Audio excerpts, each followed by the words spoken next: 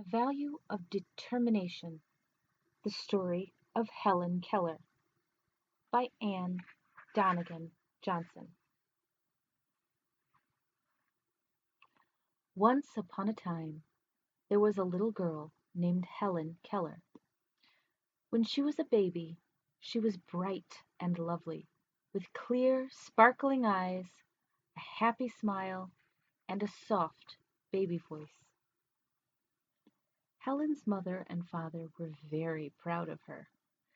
They would watch her and say, "What a beautiful baby we have." Helen grew from a pretty, happy baby into a pretty, happy child. She liked to play with her teddy bear. She liked to listen to the tinkling tunes that came from her music box. But then a terrible thing happened. When she was 2, Helen fell sick.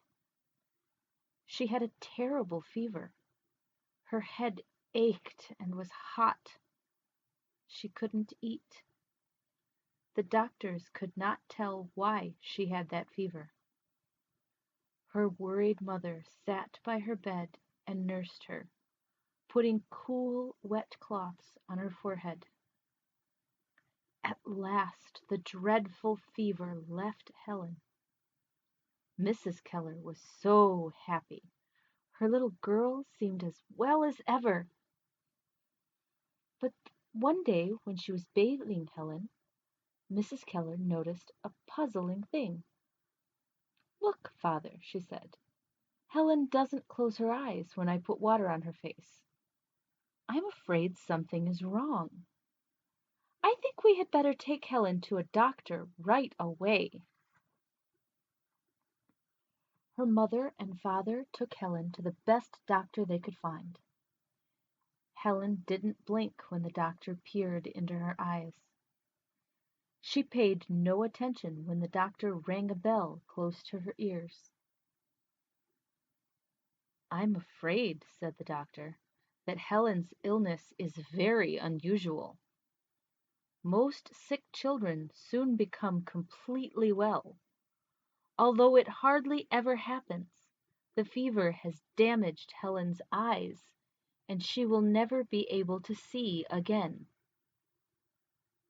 This was terrible news, but the doctor had not finished. "She is deaf, too," he told Helen's mother and father. "Her ears are damaged, and she will never be able to hear again. It is very unusual and very sad." There was nothing the poor, sad mother and father could do. They took their beautiful little girl home. When friends came and asked about Helen, the parents told them what has happened. "Our Helen is blind and deaf," they said, "and because she will never hear, she will probably never learn to talk." "How awful!" said all their friends. "What will the poor child do if she can't see or hear or talk?" Helen soon showed what she would do. For her, the world was dark and silent. She felt very much alone, and she was very angry. "I'm going to be a nasty little girl," she said to herself. "In fact, I'm determined. I've made up my mind to do it, no matter what happens. I will be a nasty little girl, very nasty." And she threw her toys on the floor and kicked her teddy bear.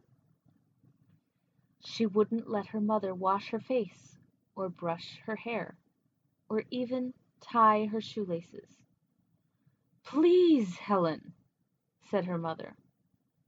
But of course, Helen couldn't hear her, and she went on being dirty and nasty and angry. "I must get some help," thought her mother. Helen's mother traveled a long way to a very special school. It was a school for girls and boys who were blind and deaf and mute, just like Helen. "I have a child who can't hear or see or speak," Helen's mother told the man who was in charge of the school. "What's more, she seems determined to be as nasty as she can." "Be glad she has determination," said the man. "She'll need a lot of it.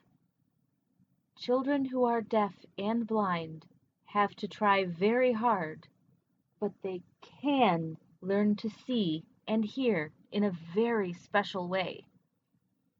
We have a young lady in our school who can teach your child to see and hear. Her name is Anne Sullivan."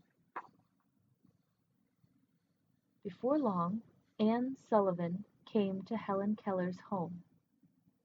She wanted to be friends with the angry, wretched child, so she brought Helen a doll. But Helen roughly snatched the doll out of Anne Sullivan's hands. She was still determined to be nasty, no matter what. But Anne Sullivan was determined too. "This isn't going to be an easy job," said Anne Sullivan to herself, "but I will teach Helen to see and to hear." Anne Sullivan let Helen play with the doll for a few minutes. Then Anne took Helen's hand. With her finger she spelled the word "doll" on Helen's hand. "What is she doing?" wondered Helen. It was the very first time that anyone had tried to teach Helen anything, but she did not understand.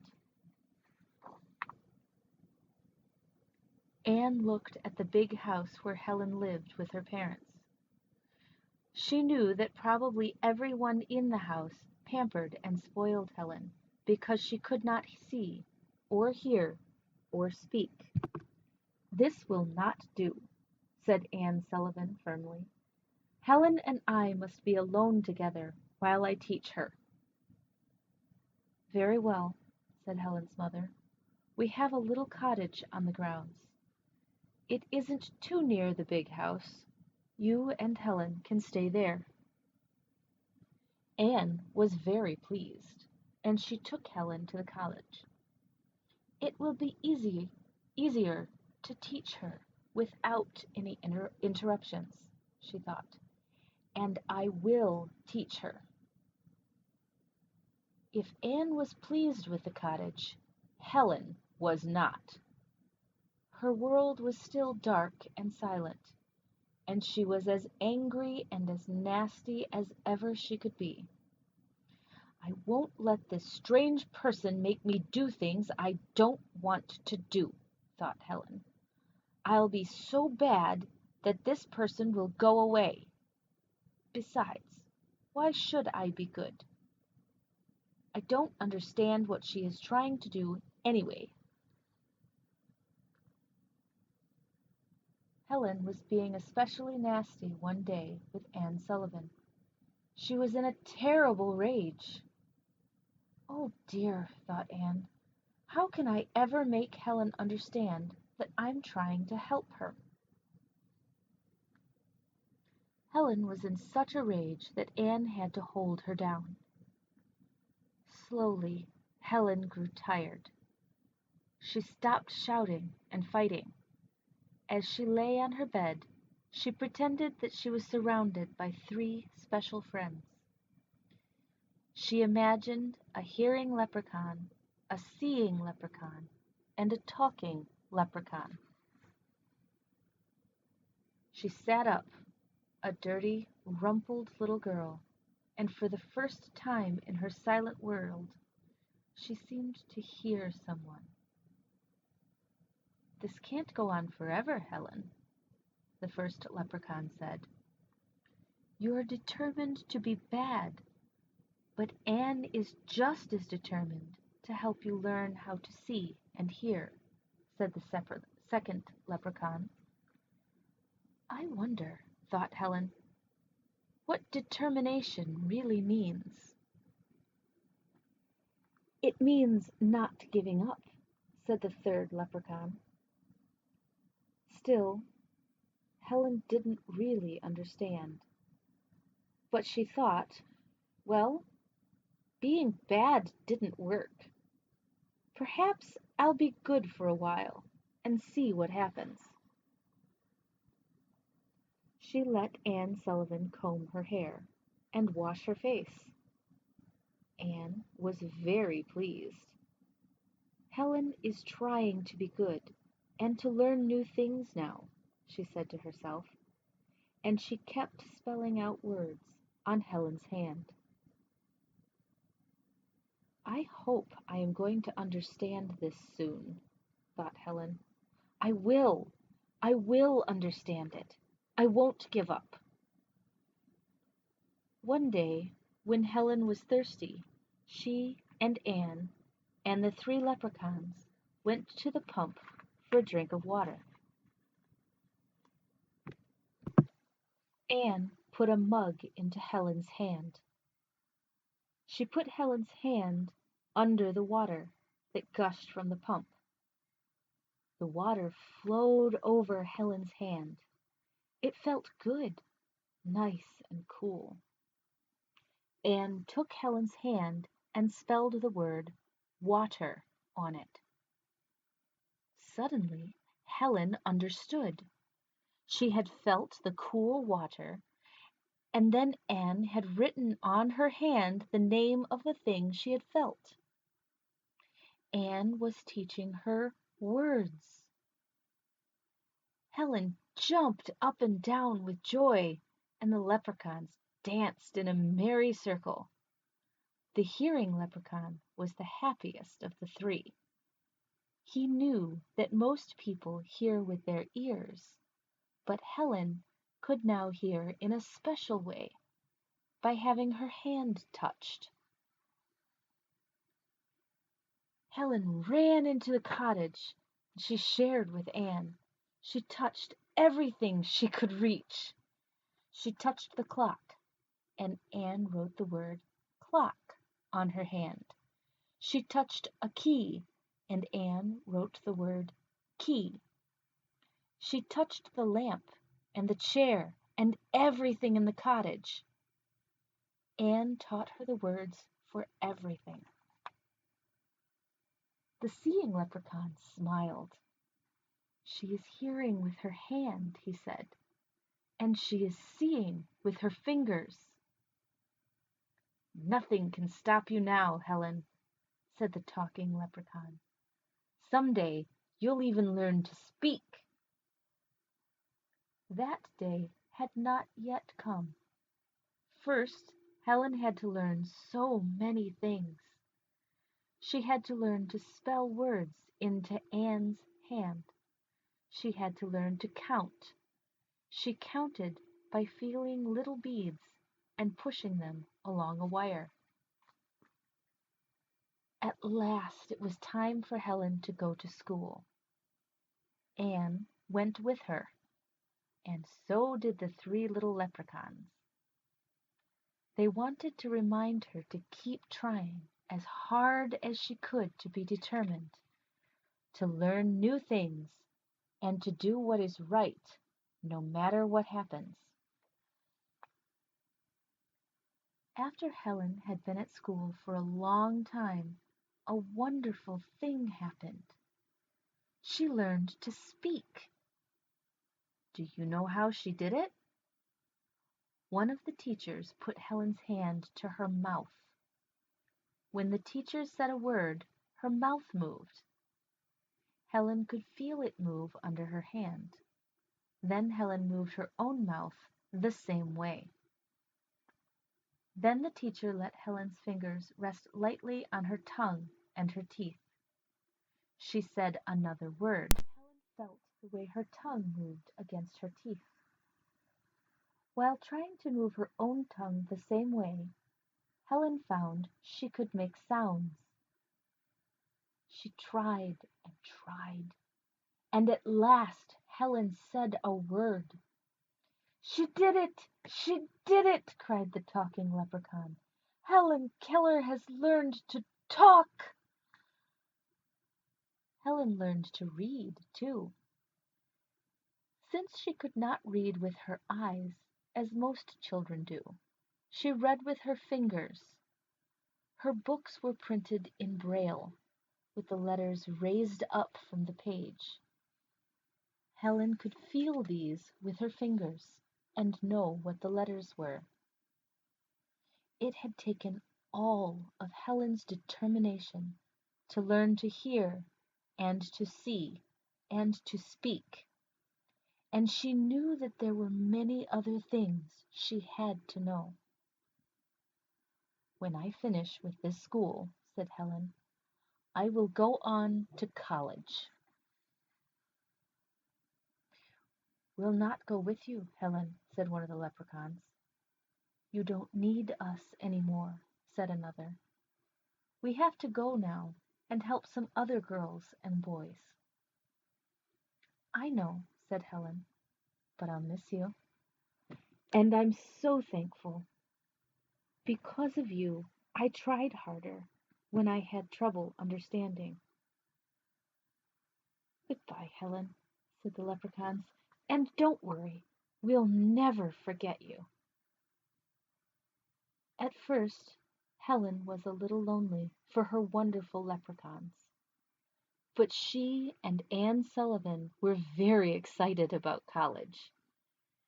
Helen was eager to do well, and she did very well indeed. She learned many new things. Helen never stopped learning, not even after she finished college. She even learned to speak to her friends over the telephone.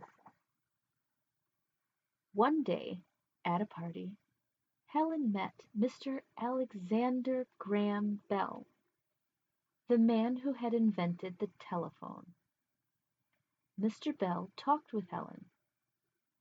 She listened, but not in the usual way. She listened by lightly touching his mouth. And when she spoke aloud, as ordinary people do.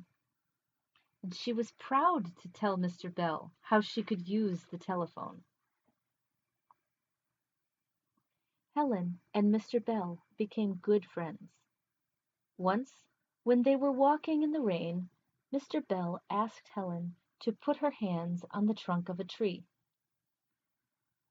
Tell me what you feel, he said. With the rain falling on the leaves, I seem to feel that the tree moves a little, Helen said. It makes me think that the leaves are whispering things to one another. It's nice. Then, one day, on a visit to Niagara Falls with Mr. Bell, Helen heard the thunder of falling water in her own special way. She heard it when she felt the ground shake under her feet. Yes, she could even hear with her feet. Helen was happy. It was wonderful to be able to hear things and see things in her own special way, and to be able to talk about things. She was so glad she had been determined, that she had not given up. She had learned even though learning was very hard for her. It was wonderful to have Mr. Bell for a friend, and her beloved teacher, Anne Sullivan, and the little bird named Jonquil that perched on her foot whenever she sat down. Jonquil was a cockatoo, and it was a gift from Mr. Bell. When it wasn't perched on Helen's foot, it sat on her shoulder and rubbed its head against her face. Life was pleasant, and yet Helen was not happy. I have friends, she thought. I can talk to them. I can tell them what I feel. But I know there are people who can't do this. How I wish I could help them." Helen Keller did help people. How did she do it? She did it very simply. She did it by going to people and showing them what she herself had learned. She wrote books, and she and Anne Sullivan traveled. When she was in England, she was invited to the palace to meet the king and queen. "I'd like to be able to read lips," said the king. "Can you teach me?" "Oh, yes," said Helen, and she showed how she could tell what people were saying simply by touching their lips and feeling the way they moved their mouths. It was fun to be able to teach a king and queen something new. Even when she was at home, Helen Keller kept working, encouraging others, showing them what could be done. Once she and her friend Anne Sullivan put on a vaudeville show. They danced and told jokes. Helen Keller was especially happy. She knew how good it feels when you have determination. Helen Keller traveled and spoke to our country's wounded soldiers who had been blinded or hurt during the war. She encouraged them to have determination in their own lives. "You have a problem," she told them, "but everyone in the world has some sort of problem. Those who are determined to work hard can usually cope with their problems. Those who give up, those people who are not determined, are usually very unhappy. Don't let anything discourage you. You keep right on trying. Then you will do what you want to do, and you will be happier."